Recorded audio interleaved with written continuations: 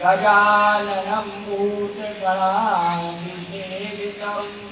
कपेशजम्बूफलचारुभक्षणम् उमासुतं शोकविनाशकारिणं नमामि विघ्नेश्वरपादपङ्कजं। श्री राजा रामचंद्र भगवान की नीलाम्बुजं श्यामलिकोमलाङ्गं सीतासमारोपितवामभागं पाणो महाकायकचारुचापं नमामि रामं रघुवंशनाथम्। शशङ्खचक्रं चक्रीटकुण्डं कपीतवस्त्रं सर्वेरुहृतं सारवक्षस्तकौस्तुभ्यं नमामि विष्णुशिरसाचतुर्भुजं शान्ताकारं भुजङ्गशयनं पद्मनाभं सुरेशं और विश्वधारं गगनसदृशं मेघवर्णं शुभांगं लक्ष्मीकान्तं कमलनयनं योगविद्यानिगम्यं वन्दे विष्णुं भगवद्वन्दं सर्वलोकेशनाथं। अच्युतं केशवं रामनारायणं कृष्णदामोदरं वसुदेवं हरिं श्रीधरं माधवं गोपिकावल्लभं जानकीनायकं रामचन्द्रं भजे। मनोजवं मारुततुल्यवेगं जितेन्द्रियं बुद्धिमतां वरिष्ठं वातात्मजं नरेन्द्रमुख्यं श्रीरामदूतं शरणं प्रपद्ये। श्रीरामदूतं शरणं प्रपद्ये। श्रीरामरूपं शरणं प्रपद्ये। हनुमन्तलाल की श्री गजानन भगवान की। भक्तमाल की कथा के अंतर्गत कल चार और उन मठों के चारों कथा का प्रारंभ किया गया और आज भक्तमाल के एक इतने अनूठे भक्त की कथा है कि जिनको आप लोग सुनेंगे। हालांकि सब लोग उससे परिचित, लेकिन बड़ा अनूठा भक्त, और उस भक्त का वर्णन इस काशी रूपी आनंद वन है। ये जो देख रहे हैं गणेश पास, ये काशी रूपी आनंद वन बन चुका है। क्यों? क्योंकि गजानन भगवान पधारे। तो इस काशी रूपी आनंद वन में जो स्वामी तुलसी जी महाराज जो है, वो एक ऐसा तुलसी का पौधा है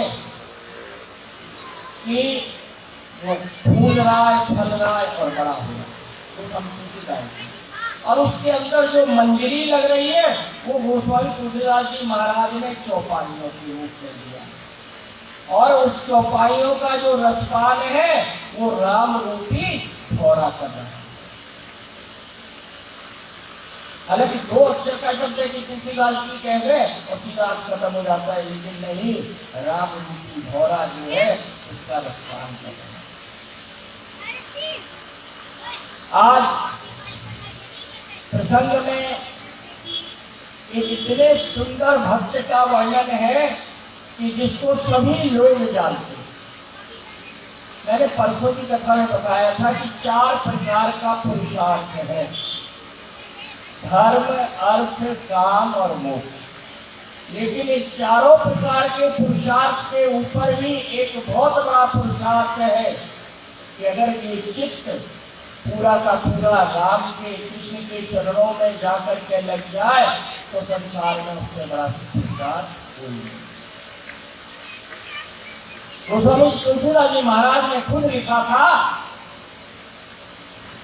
जब भरत जी जा रहे थे राम के पास तो भारद्वाज जी के सामने उन्होंने कहा था कि धर्म ना अर्थ ना काम हो। भारद्वाज जी ने कहा कि संसार है, सब कुछ मानता है, धर्म नहीं मानता है, अर्थ नहीं मानता है, काम नहीं मानता है, मोक्ष नहीं मानता है, लेकिन आपने चारों चीजें छोड़ दी, फिर आपको क्या चाहिए? उन्होंने कहा भरत जी महाराज ने कि मुझे प्रभु कुछ नहीं चाहिए। कहा क्या? उन्होंने कहा गति लक्ष्य हूँ निर्वाण, मैं ना गति चाहता हूँ ना निर्वाण चाहता हूँ, ना मृत्यु चाहता हूँ ना जन्म चाहता हूँ। तो महाराज फिर आप क्या चाहते हैं? तो उन्होंने कहा कि केवल मैं राम को मिलने के लिए वन में जा रहा हूँ, तो आप जो है वन में वो कहीं निरंतर विस्तार न करें। मेरा अनुराग, मेरा प्रेम जो है वो उनमें बना रहे। क्योंकि हम सब लोग कहते हैं प्रेम, तो प्रेम क्या है? प्रेम 2 प्रकार का होता है। एक प्रेम तो वो है जो संसारिक है, जैसे ये मेरे पिता, ये मेरी माता, ये मेरा भाई, ये मेरा मित्र, ये सब प्रेम है, ये संसारिक है। और इसी का नाम क्या है? राग। और राग जो होता है वो अस्थिर होता है। क्यों अस्थिर होता है? आज मैं इसको कहता हूँ प्रेम बस कि मेरे पिता है, कल खत्म हो जाएंगे, खत्म हो गई बात। ये मेरी माँ है, कल खत्म हो जाएंगी, खत्म हो गई बात। ये मेरी बहन है, खत्म हो जाएगी, खत्म हो गई बात। मैं खत्म हो जाऊंगा, बात खत्म हो जाएगी। लेकिन ये सब राग है, इसलिए ये अस्थिर है। लेकिन इसी का एक दूसरा नाम है अनुराग। अनु शब्द जुड़ने से प्रत्यय धातु का रूप बना और अनुराग हो गया। और अनुराग हमेशा ईश्वर से किया जाता है। जिसको ईश्वर से अनुराग होता है उसका अनुराग कभी खत्म नहीं होता है। अनंत कोटि ब्रह्मांड नायक के चरणों में हमेशा हमेशा बना रहता है। तुलसीदास जी महाराज ने समन्वयवाद किया। अब समन्वयवाद क्या चीज है ये भी समझना बहुत जरूरी है। उन्होंने बड़ा सुंदर समन्वयवाद किया है। जैसे हम कहते हैं कि जिस चीज का प्रारंभ ही नहीं होगा उसका अंत क्या होगा? कुछ भी नहीं होगा। लेकिन जिस चीज का प्रारंभ होता है उसका अंत भी अवश्य होता है। मनुष्य अगर जन्म लेता है तो उसका अंत भी अवश्य होता है। मृत्यु ही जो है संसार का सबसे बड़ा सत्य है। बोलिए राजा रामचंद्र भगवान की। और जब किसी वस्तु का खंडन होता है, मतलब खंडन से जब किसी वस्तु को हटाया जाता है तो क्या होता है? उसका हल भी निकाला जाता है कि भाई हमने हटा तो दिया इसको, लेकिन इसका हल क्या? हमने बता तो दिया जन्म पत्री देख के कि इसको बहुत बड़ी बीमारी आने वाली है, तो उसका हल भी तो है। गोस्वामी तुलसीदास जी महाराज ने समन्वय की भावना रखी। भगवान श्री राम वन को गमन कर गए, तो जब वन जा रहे थे तो पिताजी ने रोते रोते कहा था सुमंत जी को बुला करके कि बेटा सुमंत 2-4 दिन इनको घुमाना और घुमाने के बाद वापस ले आना। आज भगवान को सुमंत जी बिठा करके लाए हैं और ला करके उतारा है। और भगवान को कह रहे हैं कि हे प्रभु, पिताजी ने कहा था और आप चलिए। सुमंत जी महाराज अवध नरेश के कौन थे? मंत्री थे, लेकिन राम तो अवध नरेश के बेटे थे, लेकिन जितना आदर सत्कार भगवान श्री राम अपने पिता को देते थे, उससे दूना आदर सत्कार सुमंत जी को देते थे। पिताजी कहते थे सुमंत जी को। सुबह का समय भगवान ने बरगद के पेड़ का दूध मंगाया और दूध मंगाने के बाद बरगद के पेड़ के दूध से उन्होंने अपनी जटाओं को बांधा, क्योंकि भगवान बरगल वस्त्रधारी थे। जिस विद्या के ऊपर सरस्वती बैठी थी, उस मां ने मांगा था, क्या मांगा था? 2 वरदान मांगे थे। पहला वरदान क्या मांगा था बताओ?